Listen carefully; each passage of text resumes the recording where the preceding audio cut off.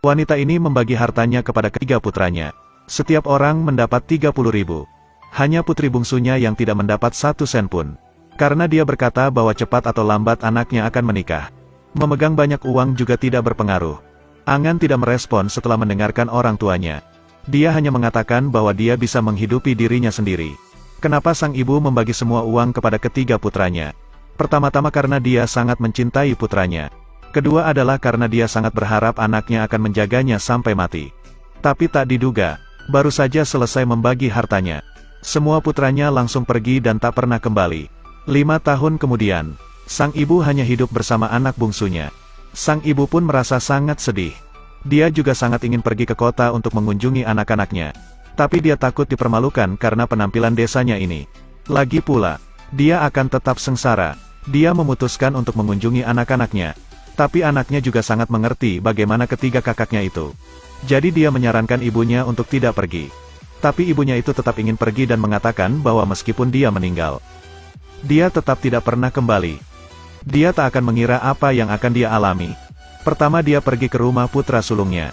Tapi baru saja masuk, dia sudah diusir oleh pembantu. Ketika dia melihat hal ini, dia sangat marah, lalu dimarahi pembantunya. Tunggu sampai anakku datang. Kau akan tahu akibatnya. Tapi yang dia tidak tahu ternyata pelayan itu mengikuti instruksi putranya. Dan benar saja, setelah anak keduanya sampai di rumah, mereka langsung membawa ibunya ke rumah. Tapi dia tidak tahu bahwa menantunya ini sangat matre. Bahkan dia menempelkan daftar harga di mangkuk nasi. Lalu dia melihat bahwa nasi ini bernilai 10 yuan. Sepotong makanan adalah 20 yuan. Semangkuk sup harganya 50 yuan. Kulkas pun berharga 100 yuan. Dia pun hanya bisa tidur di sofa di ruang tamu. Dan harga satu malamnya adalah 200 yuan. Sang ibu itu melihat putranya. Ternyata anaknya ini sangat takut pada istrinya. Jadi dia tidak bisa menentangnya. Dia tidak menyangka karena dia sendiri telah bekerja keras untuk membesarkan anak-anaknya. Pada akhirnya, dia mengeluarkan semua uangnya dan taruh ke atas meja. Dalam hatinya, dia bersumpah untuk membuat anak-anaknya menyesal karena telah memperlakukannya seperti itu.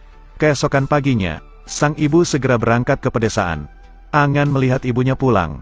Aku sudah memperingatkannya. Saat ini dia mengatakan bahwa tanah miliknya harus naik menjadi 50 juta. Beritahu mereka untuk melihat bagaimana uang ini harus dibagi. Dan benar saja, setelah 5 tahun mereka tidak berkunjung. Hari ini mereka pulang. Begitu masuk mereka berbicara dengan pengacara tentang pembagian ini. Mereka tidak bisa tenang. Aku berharap ibu akan memberiku sedikit lagi. Tapi ibu mengabaikannya. Lalu dengan tenang mengatakan bahwa uang ini hanya akan dibagikan kepada anaknya yang berbakti. Jika kalian sering datang, kalian bisa mengambil kesempatan untuk berbakti. Setelah mengatakan itu, dia langsung membawa anak-anak ke ruang makan. Tapi saat Angan membuka meja, semua orang tercengang. Saat ini mereka melihat bahwa setiap hidangan sudah tertera harga. Melihat ini anak-anaknya merasa konyol. Sang ibu langsung mengatakan bahwa ini adalah cara baru untuk mendapatkan uang. Sang ibu akan membagi semua uangnya untuk ketiga anaknya. Sekarang ibunya sudah tua dan tidak punya sumber penghasilan. Jadi dia ingin mendapatkan uang. Tidak perlu enggan. Di pagi hari, dia kembali ke jalan. Dia akhirnya marah ketika menantu perempuannya memperlakukannya dengan buruk. Pada saat yang sama, dia ingin menikmati perasaan berkumpul bersama anak-anaknya. Ini hanyalah tipu muslihat. Tapi sang ibu kembali peduli. Karena dia juga ingin menikmati perasaan hangat ini. Dan untuk mendapatkan properti, mereka mencoba yang terbaik untuk menyenangkan sang ibu. Mereka tidak hanya mengajaknya jalan-jalan, tetapi juga memberikan pelayanan kepadanya. Saat ibunya lelah, dia akan langsung membawakan teh untuknya. Bahkan disediakan tempat tidur. Sang ibu akhirnya dilayani lebih nyaman. Suatu hari, dia tidak sengaja bertemu dengan pengacara ketika sedang berjalan-jalan. Tapi sekarang dia sedang menjadi pekerja. Dan ketika dia melihat seseorang datang, dia segera berbalik dan pergi. Setelah mendengarkan, sekarang mereka tahu bahwa dia tidak pernah menjadi pengacara. Ternyata ketiga anaknya telah ditipu. Kisah tentang pembagian tanah hanyalah bohong. Ternyata ini juga hanya rencana Angan dan ibunya. Setelah mengetahui bahwa mereka dibohongi, mereka segera kembali untuk memarahi sang ibu. Mereka bahkan berkata bahwa ibunya tidak punya hati nurani. Menantu perempuannya juga sangat marah padanya. Sang ibu akhirnya mengatakan kebenarannya.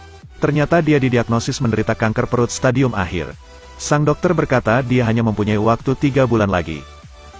Dia menggunakan cara ini untuk menipu anak-anaknya. Dia hanya ingin melihat anaknya berbakti untuk terakhir kalinya. Pada dasarnya tidak ada yang peduli walaupun ibunya mati kecuali Angan. Mereka malah memperebutkan harta. Melihat kekacauan ini, akhirnya sang ibu terkena stroke. Tapi anak-anak tidak berbakti ini hanya mengacukannya dan terus bertengkar. Hanya Angan dan anak ketiga yang masih memiliki hati nurani. Mereka membantu sang ibu ke kamarnya. Saat ini, sang ibu hanya memiliki Angan. Itu sebabnya dia meminta Angan untuk memanggil anaknya yang lain untuk datang. Karena dia ingin melihat mereka untuk yang terakhir kalinya. Tapi saat Angan pergi keluar, Angan masih melihat mereka berkelahi. Sehingga tidak ada yang mendengar apa yang dia katakan. Dan pada akhirnya, sang ibu harus meninggal dengan penyesalan di dalam hatinya. Apa kalian mengira ceritanya sudah berakhir? Tidak. Semuanya baru saja dimulai, karena mereka juga masih belum mau menyerah. Adik ipar memberitahu kedua saudaranya itu. Kubur saja sang ibu di tempat Feng Shui. Maka keturunannya nanti pasti kaya raya. Tapi pada akhirnya, mereka menyembunyikan Angan untuk menemui peramal. Dan setelah pembayaran selesai, mereka dengan cepat mengubur ibunya di pemakaman Feng Shui.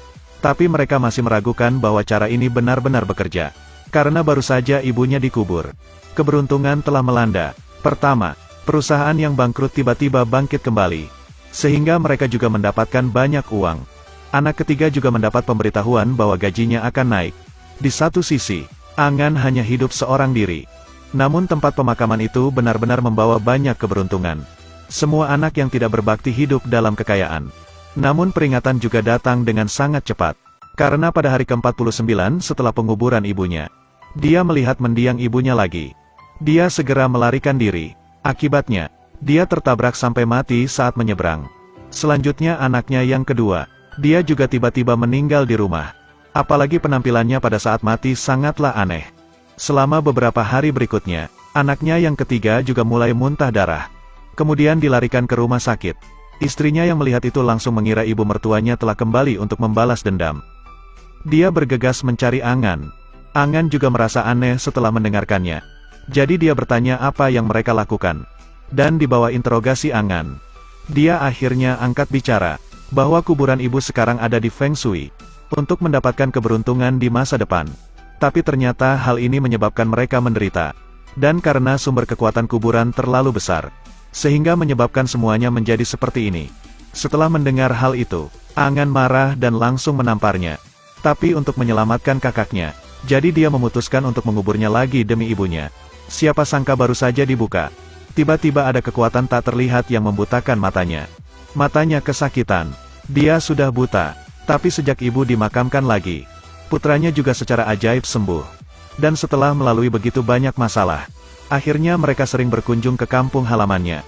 Kemudian, dia dan kakaknya hidup dengan damai. Bertahun-tahun kemudian, dia dan istrinya melihat mendiang ibunya. Dia bahkan tertawa dan berbicara bersama cucunya. Cerita pun berakhir. Cerita ini memberitahu kita untuk terus berbakti kepada orang tua. Terus ikuti Edelweiss Review untuk mendapatkan update cuplikan film berikutnya.